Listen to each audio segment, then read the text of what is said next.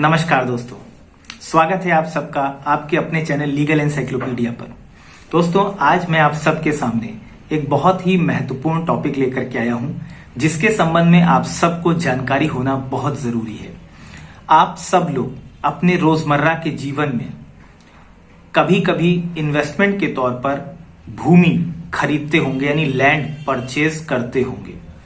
तो जब आप चाहे आप खेती की जमीन खरीद रहे हों या आप किसी अन्य माध्यम से यानी किसी अन्य नेचर की जमीन खरीद रहे हो, आपको जमीन खरीदने से पहले किन बातों के विषय में जानकारी प्राप्त होनी चाहिए और जमीन खरीद लेने के बाद जब आप बैनामा कराते हैं यानी सेल डीड कराते हैं, उसे रजिस्ट्री ऑफिस में रजिस्टर्ड कराते हैं, उसके बाद भी प्रक्रिया होती है जिसे आप सबकी जानकारी में आना नितांत आवश्यक है। जी हां दोस्तों, यहां मैं बात करूंगा कि जब आप एक खेतीहर जमीन खरीदने जा रहे हैं या आपका ये मन है कि फला जमीन में मैं पैसा अपना इन्वेस्ट करूं, तो आप अपने जिंदगी भर की जमा पूंजी, अपनी गाढ़ी कमाई उस जमीन को खरीदने में लगा रहे हैं।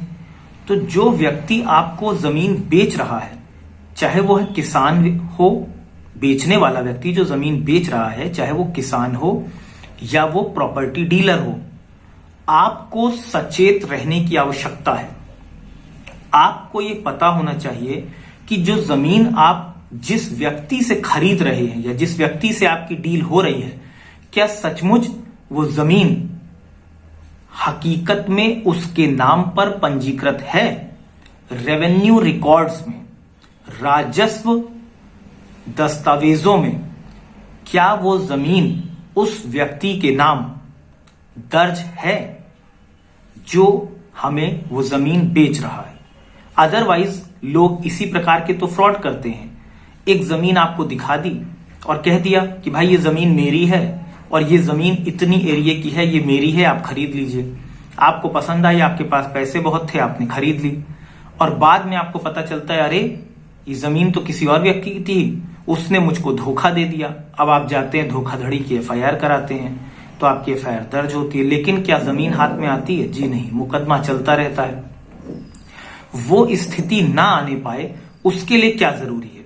तो देखिए दोस्तों, सबसे पहले आप जिस व्यक्ति से जमीन खरीद रहे हैं उस जमीन के संबंध में आपको राजस्व अभिलेखों के बारे में जानकारी होना बहुत जरूरी है। मैं बात कर रहा हूं, सबसे इंपॉर्टेंट डॉक्यूमेंट जो होता है वो होता है खतौनी। खसरा खतौनी आपने नाम सुना होगा। खसरा वो होता है जिस पर यह दर्ज होता है राजस्व अभिलेखों में कि भाई फला व्यक्ति के नाम जमीन विरासत से आई है या उसने सेल डीड के माध्यम से ली है या उसको किसी ने गिफ्ट की है या ये जमीन कहीं पर मॉर्गेज तो नहीं है।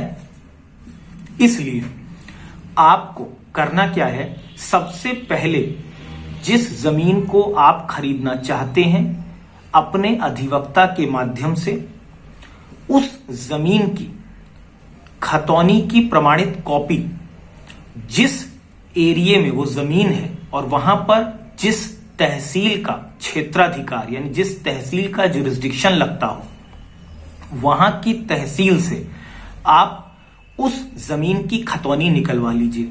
उस खतौनी की प्रमाणित कॉपी निकलवाइए। नेट पर भी यानी इंटरनेट पर आप अगर उसका गाटा संख्या डालेंगे, ग्राम डालेंगे और तहसील डालेंगे तो आपको खतौनी की कॉपी का प्रिंट आउट आप निकाल सकते हैं। लेकिन जरूरी नहीं है कि उसमें अपडेट हो, जो तहसीलदार का ऑर्डर होता है वो उसमें अपडेट के रूप में चढ़ा हो या अपडेटेड हो। इसलिए जब आप तहसील से प्रमाणित कॉपी अप्लाई करते हैं खतौनी की, तो वो आपको ज्यादा बेहतर होती है। अब अगर मैं बात करूं कि खतौनी दिखती कैसी है, तो दोस्तों ये है खतौनी। आप इसमें बहुत अच्छे से देख सकते हैं, इसमें सब विवरण होता है, किस व्यक्ति के नाम की जमीन है, कितना एरिया है, फसली वर्ष कितना है और उसमें क्या क्या ऑर्डर्स हुए हैं, किसके किसके नाम पर वो जमीन आई, कैसे चढ़ी। और ये जो प्रमाणित कॉपी होती है ये हमेशा तहसील से ही निकलवाई जाती है। इस पर ये प्रमाणीकरण की मोहर लगी है। तो दोस्तों ये होती है खतौनी। जमीन खरीदने से पहले जब आप ये खतौनी की प्रमाणित कॉपी निकलवाते हैं तो आपको सारी डिटेल्स मिल जाती हैं कि किस व्यक्ति के नाम ये जमीन है। जिस व्यक्ति से हम जमीन खरीद रहे हैं उसका नाम यहां दर्ज है या नहीं दर्ज है, उसके नाम कितना हिस्सा यानी कितना रकबा उस जमीन का उसके नाम पर दर्ज है, कितने हेक्टेयर कितना है, ये इसमें दर्ज होगा। इसके बाद जब आप बैनामा करा लेते हैं तो आप बैनामा कराएंगे यानी सेल डीड कराएंगे।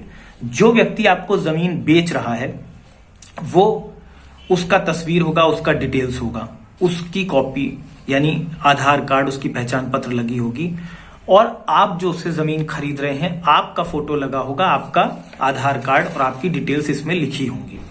आपकी जमीन आप कितने में खरीद रहे हो, क्या खरीद रहे हो, वो सारा विवरण इन स्टैम्प पेपर्स में दर्ज होता है।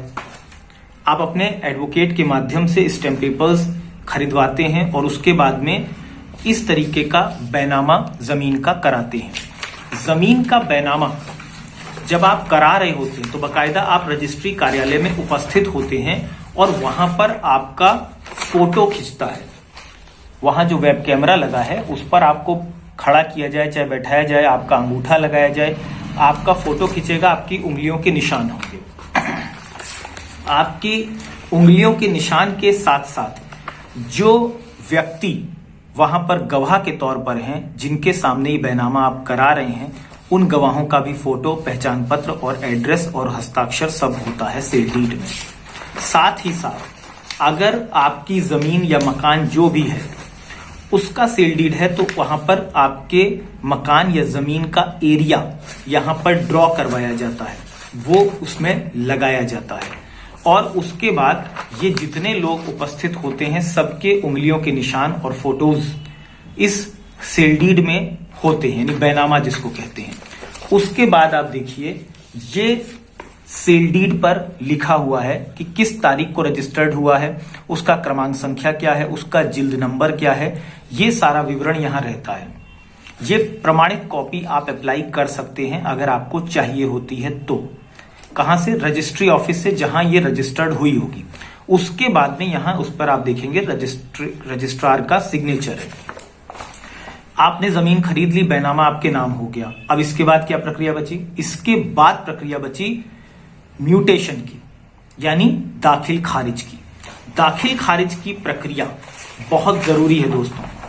केवल बैनामा हो जाने से जमीन पर कब्जा आपको मिल गया, इससे ये कतई साबित नहीं होगा कि आप उस जमीन के मालिक हो गए, जब तक कि रेवेन्यू रिकॉर्ड्स में ये दर्ज ना हो जाए कि बैनामा या सेल डीड के माध्यम से आपने इस जमीन को परचेस किया है, खरीदा है। आप अपना अधिवक्ता नियुक्त करेंगे। जिस तहसील के क्षेत्राधिकार से आपने वो जमीन खरीदी होगी उस तहसील के तहसीलदार के यहां आप राजस्व संहिता के अंतर्गत धारा 34, धारा 35 राजस्व संहिता की आप अप्लाई करवाएंगे म्यूटेशन के लिए, जिससे कहते हैं दाखिल खारिज की प्रक्रिया। ये दाखिल खारिज की प्रक्रिया का फॉर्म है। इसमें जो व्यक्ति खरीदता है जमीन उसका नाम और विवरण होता है, जिससे आपने खरीदी उसका नाम विवरण होता है, और जमीन का पूरा सिस्टम यानी उसका क्या गाटा संख्या है, उसकी क्या डिटेल्स है, ये सब होती हैं। अब इसके साथ साथ जो एक बहुत इंपॉर्टेंट बात आती है कि जब ये अप्लाई कराया जाता है उसके बाद जिस व्यक्ति से आपने जमीन खरीदी उसे तहसीलदार की कोर्ट नोटिस इशू करती है, और इसका जो समय होता है वो 45 दिन का होता है, 45 डेज। अगर वो व्यक्ति आकर कोई आपत्ति करता है तो एक मुकदमे के तौर पर वो प्रक्रिया आगे बढ़ती है। जनरली कोई आपत्ति नहीं करता क्योंकि उसने जमीन बेची होती है। उसके बाद जब वो 45 डेज पूरे हो जाते हैं उस पर लेखपाल और कानूनगो की रिपोर्ट लगती है। लेखपाल और कानूनगो को थोड़ा बहुत खर्चा आपके अधिवक्ता के माध्यम से दिया जाता है, जिसको मैनेज करना कहते हैं। और उसके बाद जब वो 45 डेज पूरे हो जाते हैं तो वो जमीन जिसका आपने बैनामा कराया है, चूंकि उस बैनामे की कॉपी यानी प्रमाणित कॉपी इसमें लगी है, उसके बाद वो जमीन रेवेन्यू रिकॉर्ड्स में तहसीलदार के आदेश से आपके नाम पर दर्ज हो जाती है। अब इसके बाद क्या? तो दोस्तों इसके बाद की जो प्रक्रिया है वो ये है कि जब वो आपके नाम दर्ज होने का आदेश होगा तो उस आदेश की भी आप प्रमाणित कॉपी पा सकते हैं। ये वो आदेश है कि जब नायब तहसीलदार हो या तहसीलदार की कोर्ट हो, वो ये आदेश करे कि हाँ फला व्यक्ति से फला व्यक्ति ने जमीन खरीदी, उनको इशू नोटिस हुआ, उन्हें कोई आपत्ति नहीं है, वो नहीं आते, लिहाजा रेवेन्यू रिकॉर्ड्स में आपका नाम दर्ज हो गया। उसके बाद आप क्या करेंगे, ये जो रेवेन्यू रिकॉर्ड्स में चढ़ने वाली बात है, यानी आदेश ये हो गया, ये आदेश हो गया तहसीलदार का, इसकी आप कॉपी अपने अधिवक्ता के माध्यम से निकलवा सकते हैं, प्रमाणित कॉपी।